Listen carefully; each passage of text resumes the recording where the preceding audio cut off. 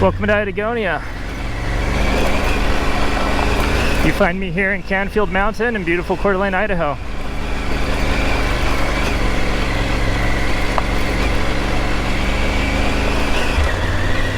Today I thought it'd be pretty fun to do some mountain riding, give you an idea what this bike can do off-road on a little bit more difficult trails. There were some fire trucks at the bottom of the mountain. I guess there was a mountain biking accident. Hopefully the guy's okay, but we might run into them, we'll see.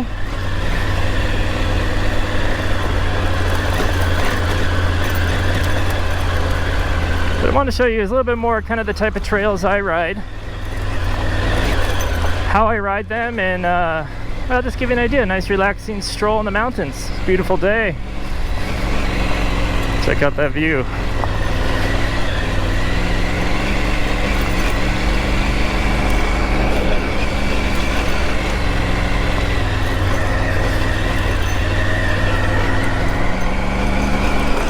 Adjust that camera a little bit.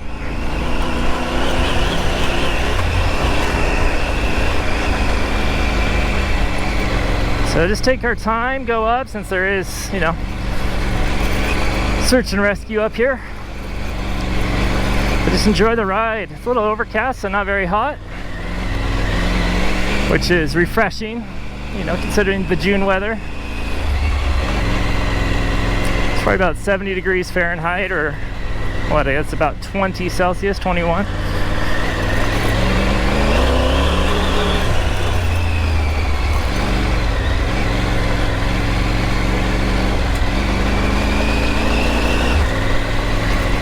So I find this is where the Tiger really excels, you know. In my review video I said it's a great bike, and then, you know, kind of the upgrade video I posted, you can see what I've done to make it do these roads a little bit better and give me some more confidence. But even straight from the factory, you know, it can handle most of these roads fine. The only issue is the tires. So these, I have the Dunlop Trail Max Missions on these, and it's perfect for roads like this. You know, loose dirt, got some rocks, a little bit of mud, but definitely loose dirt, almost sandy on top, that silt layer.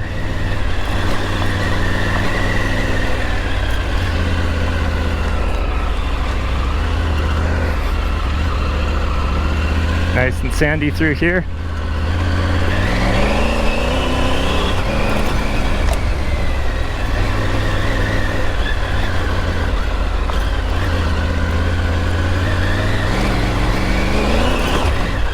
Gotta watch those blind corners.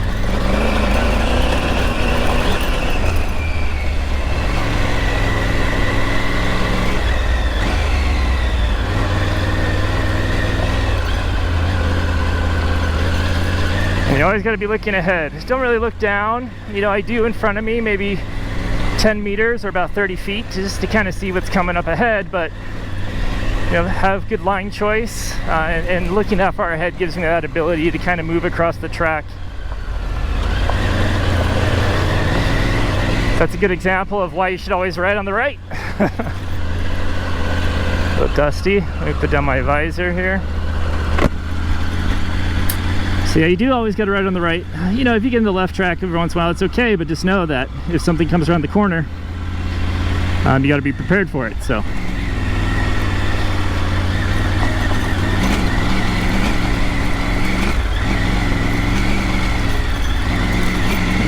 And, you know, in riding fire roads like this, fire service roads, you know, people know to look out, don't go too fast. Generally, you know, you do get that occasional drunk person.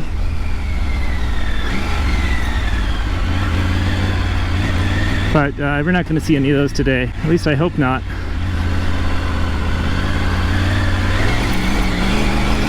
There's a good example of line choice and why it's important, and why you need to look a little bit ahead and decide the best way through. And honestly, if you don't know the best way through, just stop. Might be a little bit difficult to get going again. Pay attention. But generally, you know, you get yourself out of most situations just by picking a good line. This corner can be a little sketchy. It's definitely really dusty, so you get a nice layer of dust. But, you know, turn with the feet, keep it slow, watch out for the bump, and then on the power.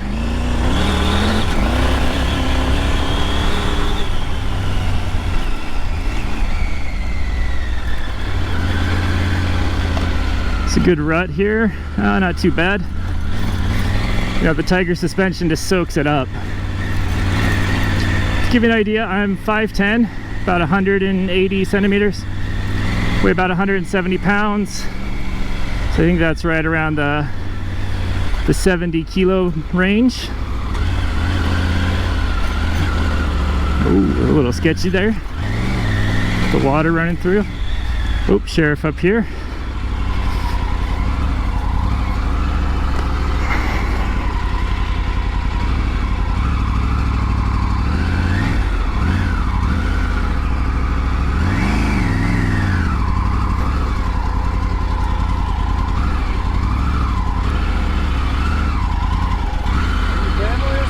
No, I'm just here for a ride. Oh, okay. Yeah, is there something I need to pay attention to up there, or? It's on this road that the fire guys have. I'm just putting the bobbing out in this car. Sure, no problem. Good luck.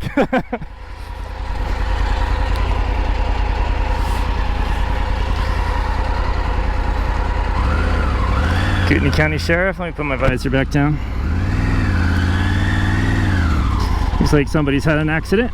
No good, always hard to hear that.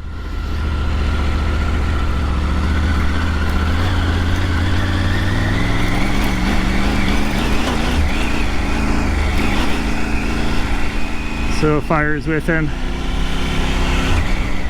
You know, out here side-by-sides are pretty helpful, especially in things like this, or, you know, adventure bikes.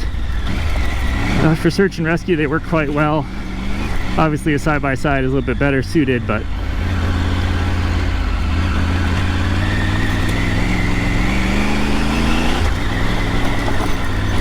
so rocky terrain like this gives you a good example of the suspension and how it soaks it up.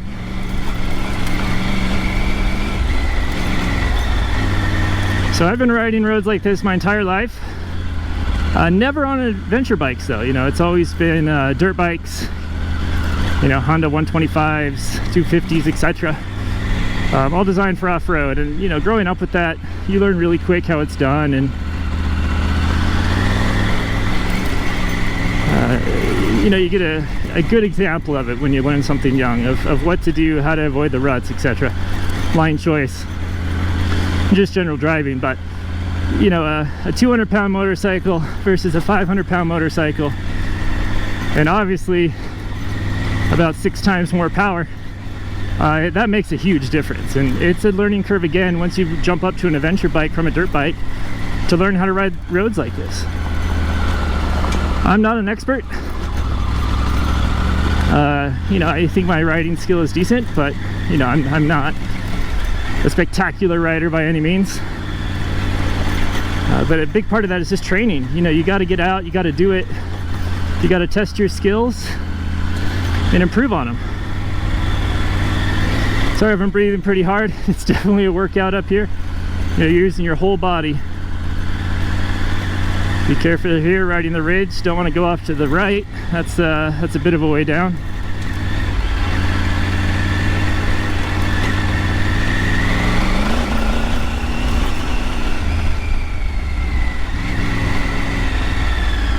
You know, line choice is important.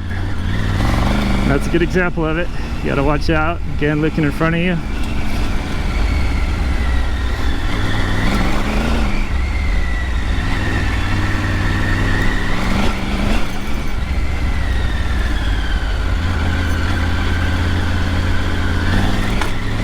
Get that front up a little bit.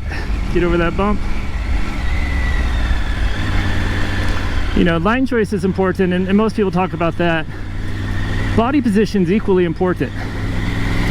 So, you know, my toes are just where I can touch the rear brake. You know, they're just on the front of my toe there.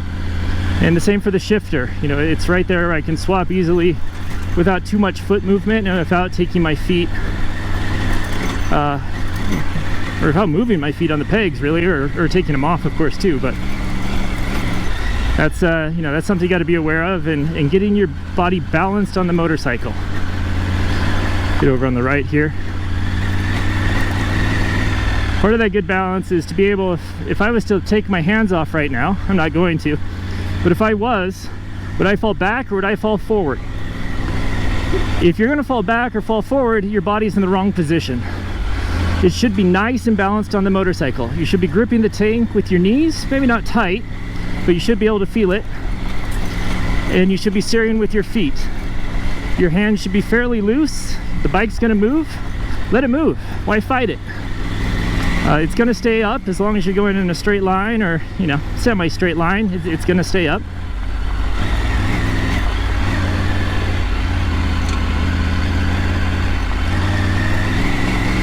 So you don't have to worry about it too much falling as long as you're moving. Oops, false neutral. It's a good example of using the quick shifter off-road.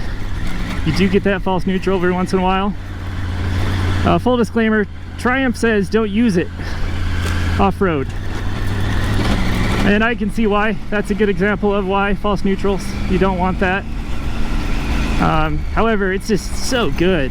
It's hard not to use the quick shifter, even when it is off-road.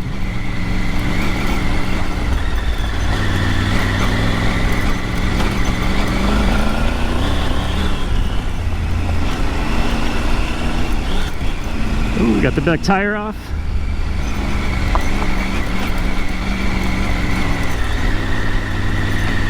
The bike's in off-road mode, not off-road pro.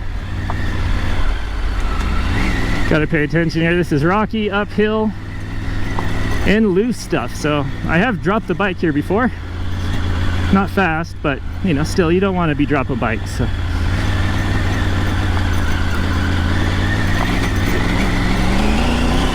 Woohoo! Get that tail out.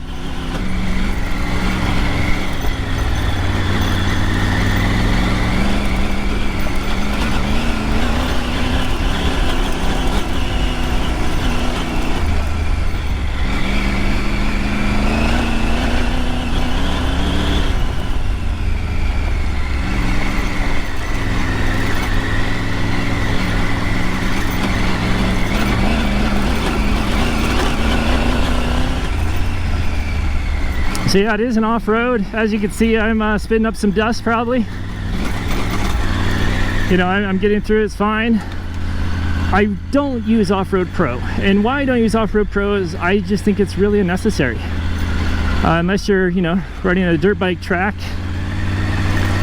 I'm happy with traction control on the front and anti-lock brakes. You know, the rear is off, so if you want to slide the back, you can. Under a braking situation, and that's more than enough if you come into a corner too hot and need to make that turn. But taking it off on the front, you get on a little dust or gravel and there's no ABS on the front, you know, you can save it, but you're gonna have to have the skills to do it and back it up, and quite frankly, I'd rather not take the risk. You know, I'm married, no kids, but still, you know, I don't want to break a leg, even worse, collarbone, or, you know, potentially death, just because I wanted to be cool and in off-road pro mode. So you know, keep that in mind if you do ride this bike off-road, that off-road mode's fine. Yeehaw, get through those bumps. Do want to avoid puddles, mostly because you don't know how deep they are. This one I'm maybe not going to avoid. Another thing, coming out of them, your tires and brakes are going to be wet. So that's something to keep in mind if you're going up onto a rocky surface with wet tires. That's never good. So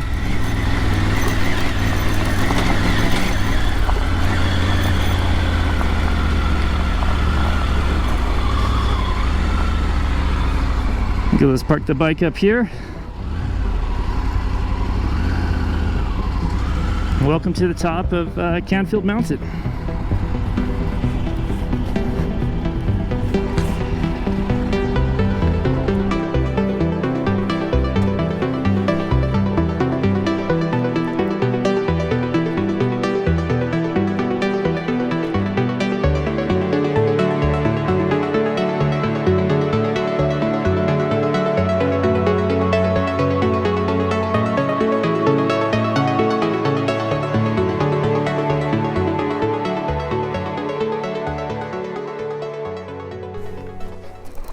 So this is Canfield Mountain in Coeur d'Alene, Idaho. These are mostly cell phone towers as well as television stations for just over-the-air television.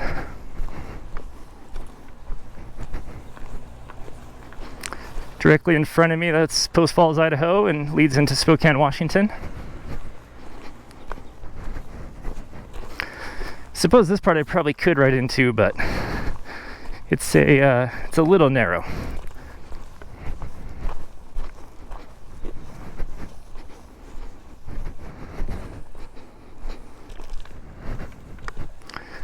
Down there through the trees is Hayden Lake. And directly in front of you is Coeur d'Alene. And Lake Coeur d'Alene off in the distance.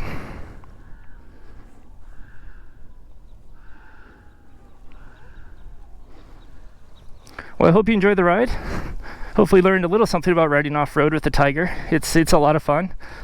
And if you're not experienced, I invite you just to get out. This road with these rocks, definitely not beginner. But, there's a lot of roads that you can ride off-road and gain confidence on. In order to build, you have to push yourself. You don't have to push yourself too hard. But keep in mind that, you're going to get into some situations that might be a little tough. And ride through them. Rely on your technique and see where they take you. All right, well, I'm going to leave it there. If you liked the video, please give it a like. If you'd like to subscribe and see more stuff like this, that'd be awesome. I'd love it. And hope to see you in the next one. Take care.